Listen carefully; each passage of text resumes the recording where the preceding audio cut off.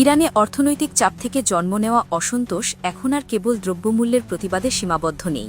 ধীরে ধীরে সেই ক্ষোভ রূপ নিয়েছে সরাসরি সরকার পতনের দাবিতে।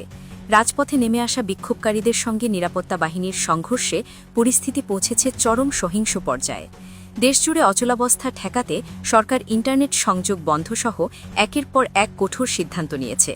পরিস্থিতি সামাল দিতে ইরানের ইসলামিক রেভলিউশনারি গাইড কর্পস IRGC-কে নামানো হয়েছে সর্বোচ্চ শক্তি নিয়ে। সরকারি তথ্য অনুযায়ী নিরাপত্তা বাহিনীর অভিযানে নিহতের সংখ্যা ইতোমধ্যেই অর্ধশত ছাড়িয়েছে। গ্রেফতার করা হয়েছে হাজার হাজার বিক্ষোভকারীকে। কিন্তু এত কিছুর পরও আন্দোলনের গতি থামেনি।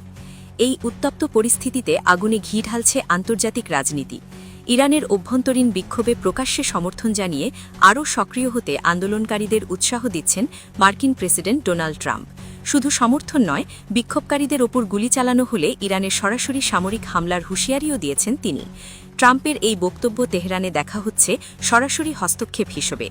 ট্রাম্পের এমন উস্কানিমূলক অবস্থানে ইরানের সর্বোচ্চ নেতা আয়াতুল্লাহ আলী খামিনি দেশটির নিরাপত্তা ব্যবস্থাকে নিয়ে গেছেন ইতিহাসের সর্বোচ্চ সতর্কতায়।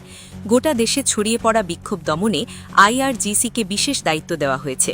পাশাপাশি যুক্তরাষ্ট্রের সম্ভাব্য সামরিক হামলা মোকাবেলায় প্রস্তুত রাখা হয়েছে ইরানের ভূগর্ভস্থ ক্ষেপণাস্ত্র ঘাঁটিগুলো।